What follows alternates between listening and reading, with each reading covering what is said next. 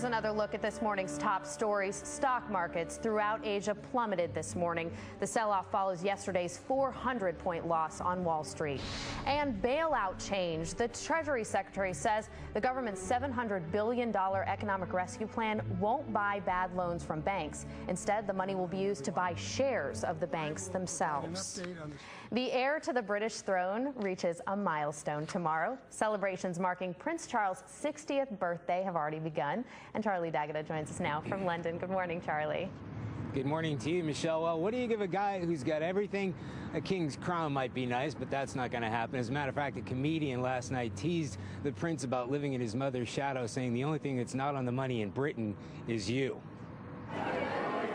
He doesn't hit the big 6-0 until Friday, but celebrations are already underway. Along with wife Camilla and Prince Harry, Prince Charles was treated to a comedy show co-hosted by Robin Williams. At the same time, British television showed a glowing documentary portraying a passionate prince, driven by duty. If you want a quieter life, lock me up. Among the carbon-neutral future king's causes is climate change, but his campaigning has caused some critics to call him a royal meddler. I wouldn't call it meddling, I would call it mobilizing, actually. Prince Charles isn't afraid to pile pressure on politicians either, something he admits he might not be able to get away with once he eventually steps up to the throne. As I think the expression goes, the king can't go into battle, so he has to remain aloof. No. Would he continue to champion his causes as king? I don't know. Probably not. But he did get a rare public endorsement this week from one of his biggest fans, his mom. There can be no greater pleasure or comfort than to know that into his care are safely entrusted the guiding principles of public service and duty to others.